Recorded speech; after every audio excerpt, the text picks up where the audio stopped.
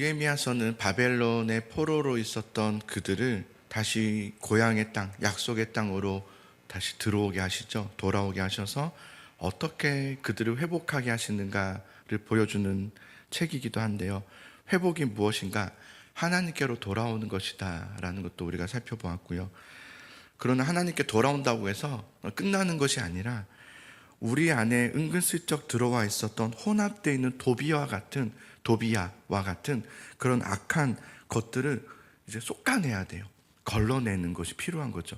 내가 돌아갔으니 됐지가 아니라 돌아갔으면 이제부터는 걸러내는 작업들이 필요하죠. 그래서 그 과정들이 반드시 있어야 되고요. 그래서 성벽을 완공해왔을 때 가장 먼저 했던 것이 문짝을 달고, 그 다음에 누구를 세웠죠? 기억나세요? 문지기도 세우고, 또 그 다음 누구 세웠죠? 노래하는 자들, 하나님께 충성되는 자들, 그죠? 기억나시죠? 네, 그들을 이렇게 세워서 거룩함을 지키도록, 구별됨을 지키도록 하는 그 과정들을 우리가 살펴보았어요. 그래서 하나님을 노래하고 하나님을 높이고 또 하나님을 의지하고 섬기며 예배함으로 거룩함을 지키게 하였죠. 그래서 우리가 동일합니다. 우리도 문짝을 달고 문지기를 세우고 노래하는 자들, 충성된 자들, 하나님을 예배하고 하나님을 노래하고 하나님을 경배하고 하나님을 높이고 하나님을 섬기고 하나님만을 의지하는 그 예배가 우리의 거룩함을 지키는 문짝과 같고 문지기와 같은 것이죠. 자, 오늘 본문은 잠깐 이런 의미예요. 잠깐 돌아와서, 그렇다면 그 거룩한 공동체에 들어갈 수 있는 사람은 누구인가예요. 그 거룩한 공동체 안에 거할 수 있는 사람, 또 거주할 수 있는 사람, 합당한 사람들은 어떤 사람들인가? 물론 그들은 완벽한 사람들은 아닙니다. 누구 다 완벽할 수 없으니까요. 그러나 누가 그 거룩한 공동체에 들어갈 수 있는가라는 것을 다시 가르쳐주는 부분이기도 해요. 어떤 사람들이 하나님이 원하시고 바라시던 거룩한 공동체에 속할 수 있는가, 거할 수 있는가. 한마디로 말씀드린다면 오늘의 명단들을 통해서 주시는 하나의 메시지는 남은 자들이에요. 남은 자들이다. 이들은 하나님의 남은 자들, 남겨진 자들이다 라는 것을 말해줍니다. 자, 6절, 글씨가 좀 자그마하지만 6절의 말씀을 잠깐 볼게요. 옛적에 바벨론 왕 느부갓네살에게 사로잡혀 갔던 자들 중에서 노임을 받고 예루살렘과 유다에 들어와 각기 자기들의 성읍에 이른 자들. 남은 자들은 누구인가? 옛적에 바벨론 느부갓네살에 의해서 멸망하고 사로잡혔던 자들 중에서 이제 노임을 받고 그리고 예루살렘과 유다로 돌아온 자들, 그들이 바로 남은 자들이다 그랬어요. 자, 누가 남은 자들인가는 잘 기억하셔야 돼요. 돌아온 자들이에요. 노임을 받고 돌아온 자들. 예루살렘은 바벨론에게 무너졌었어요. 하나님께서는 그렇게 하셨어요. 무너지게 하셨습니다. 무너졌지만 나는 너희를 반드시 돌아오게 하리라. 남은 자들이 있다고 그랬어요. 남은 자들을 통해서 이 약속의 땅으로 다시 돌아오게 하리라 라고 약속하셨는데, 그리고 오늘 7장으로 넘어와서 그 돌아오게 하리라 하셨던 그 남은 자들의 명단이에요. 그때 돌아왔던 자들이 누구인가? 라는 명단. 그래서 오늘 명단은 참 귀한 헌신자들이고 믿음의 사람들의 명단들이에요. 그 명단들을 보시면 7절을 보십시오. 스룹바벨과 예수아와 느헤미야와 사랴와 라하미야와 나하마니와 모르드게와 빌상과 미스베렉과 비그웨와 느훔과 바하나와 함께 나온 이스라엘 백성의 수가 이러하니라. 지금 12명의 사람들이 나오는데요, 이 12명의 사람들은 바벨론에서부터 남은 자들을 이끌고 왔던 그런 어떤 귀국한 지도자들을 말해요.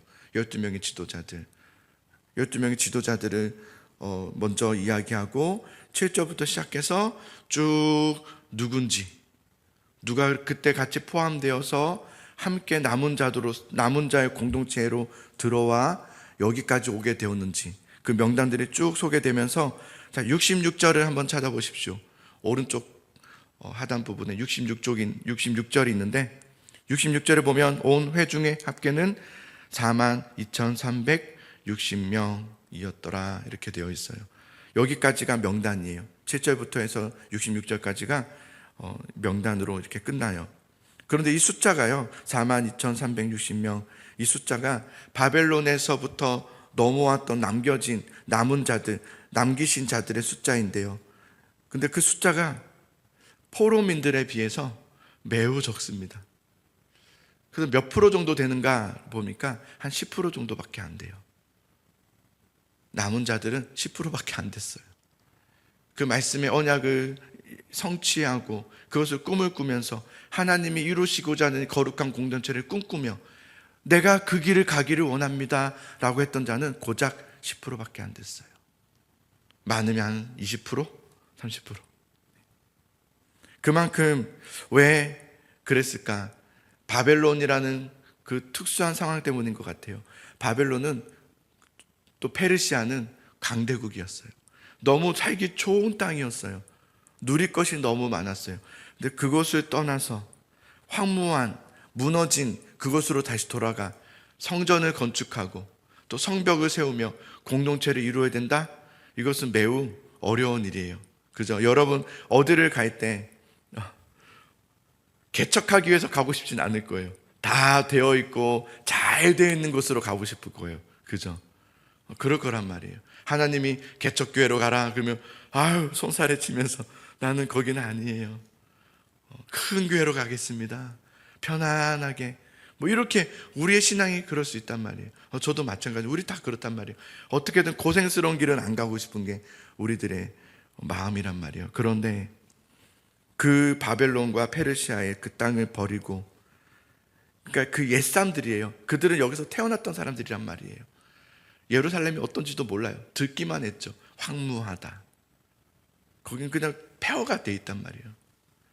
근데 그 지금의 이 좋은 삶을 버리고 돌아간다는 것은 쉽지 않았어요. 그리고 67절부터는요 그들이 나오면서 가져왔던 물건들을 소개하고 있어요. 왜 물건들을 소개하지? 라고 볼 수 있겠지만 이 은금을 가져오는 그들의 모습들을 이렇게 소개시켜 주면서 마치 그 모습이 출애굽 때와 비슷하다라는 마음도 들어요. 출애굽할 때도 하나님께서 빈손으로 나오게 하지 않으시고 은금을 준비해서 이렇게 나오게 하신단 말이에요. 재물들을 가지고 나오게 하세요.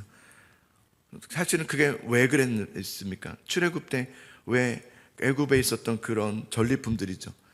금과 은과 이런 것들을 왜 챙기고 나오게 하셨을까요? 예배하기 위해서, 성전을 세우게 하기 위해서, 다 예배를 위해서였던 거예요. 출 바벨론도 마찬가지예요. 그것을 가지고 이렇게 나오게 하셨어요. 그런데 출애굽과 출 바벨론의 차이점이 있어요. 뭐냐면 출애굽 때는 애굽은 굉장히 심한 노역 가운데 있었어요. 우리 다 아시다시피. 그래서 나오기를 원했어요. 그러나 출 바벨론은 그렇지 않았어요. 거기서 태어나서 너무 안락하고 편안하게 살았어요. 그래서 거기에서의 전리품을 가져온 게 아니라 그들의 재물들을 가져왔는데 그들의 재물들이 꽤 많은 것을 보았을 때 그들은 그곳에서 굉장히 부유하게 살고 있었다는 것을 보여주고 있어요. 그럼에도 불구하고 그들은 그 편안함을 버리고 그 더 부유하게 살 수 있는 것을 포기하고 하나님의 언약의 말씀을 더 중시 여기면서 나는 하나님의 그 거룩한, 하나님의 꿈꾸는 거룩한 공동체를 세우기를 원합니다 라면서 헌신했던 자들이 바로 오늘 명단의 사람들이에요. 그런 이들은 귀한 사람들이죠. 그죠? 너무 귀한 분들이죠. 너무 소중한 분들이세요. 이거는 보통 믿음과 헌신이 아니고서는 할 수 없는 거예요. 첫 번째 질문으로 돌아갈게요. 누가 이 거룩한 공동체에 속할 수 있는가? 일원이 될 수 있는가? 누가 하나님께서 꿈꾸셨던 거룩한 공동체에 들어가 거주할 수 있단 말인가? 첫 번째, 하나님의 남겨진 자들이었다는 거예요. 하나님이 남기신 자들이 있다는 거예요. 적지만, 아주 적지만 하나님은 그들을 통해서 하나님의 거룩한 나라와 거룩한 공동체를 이루시죠. 두 번째, 하나님께 그들은 말씀을 따라서 바벨론과 또 페르시아라는 그것을 버리고 주님을 따랐는데요. 따랐다는 것이 아니라, 그것만이 아니라 저는 좀 더 이렇게 얘기하면 좋을 것 같아요. 헌신하기 위해서 나왔다. 그들은 헌신하기 위해서 나왔다. 첫 번째, 남은 자들이었다. 근데 그들은 나올 때 그냥 말씀을 믿고 갑니다 이게 아니라 헌신하기 위해서 따라갔다는 거예요. 이건 재현우 선수의 되게 큰 부분이라 생각해요. 우리는 그냥 따르잖아요. 내가 그냥 하나님 한번 따라 보겠습니다. 따라 보면 또 되겠죠? 하나님께서 도와주실 줄 믿습니다. 막 내가 생각했던 어떤 산상의 나래를 펼치면서 그것이 이루어질 줄 믿습니다 하면서 우리는 소돔과 고모라를 꿈꾸면서 그 화려함을 꿈꾸면서 따라갈 때가 많단 말이에요. 그런데 하나님께서 우리에게 따르라 하실 때는 소돔과 고모라라는 아주 보기 좋은 것들을 준비하시고 따라오라라는 것이 아니라 헌신하기 위해서, 하나님의 거룩한 공동체를 세우기 위해서, 하나님의 나라를 위해서 헌신하기 위해서 날아오라는 것이었어요.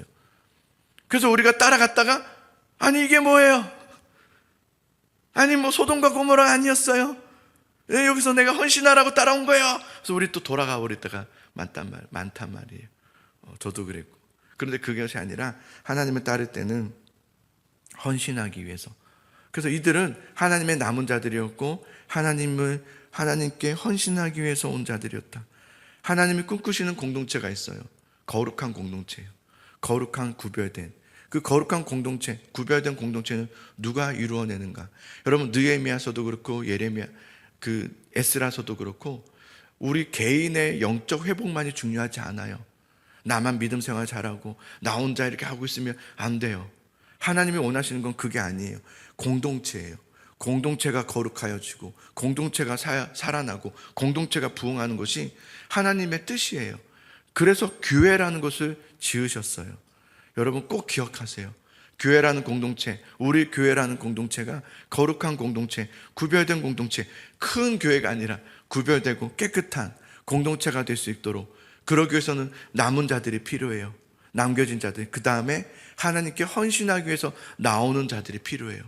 그들을 통해서 그거 10%일 수도 있어요. 그러나 그들을 통해서 하나님은 하나님의 일을 이루시는 거예요. 그리고 우리가 수요 예배 때도 계속 나누고 있지만 놀라운 그 부흥의 역사를 우리가 보지 않습니까? 또 내일의 말씀도 그렇게 되어지지만 그런 거예요. 그래서 하나님께서는 그 역사를 이루시는 거예요.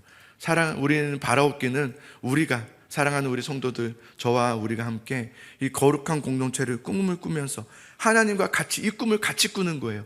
그래서 하나님, 우리 교회가 공동체, 거룩한 공동체가 되기를 원합니다. 주여, 내가 여기 있습니다. 나를 사용해 주시옵소서. 주님, 내가 무엇을 위해서 쓰기를 원하십니까? 라고 기도하면서 하나님, 내가 많은 일을 할 수 없지만 내가 뒤에서 기도로 뒷받침하겠습니다. 아니면 내가 무엇으로 하겠습니다. 라는 하나님께 헌신되기를 사모함으로 나올 때 우리 교회가 여러분의 그런 거룩한 헌신과 믿음을 통해서 거룩한 공동체가 되어질 줄 믿습니다. 우리 같이 그렇게 한 걸음 한 걸음 잘 세워가는 우리들이 되기를 소망합니다.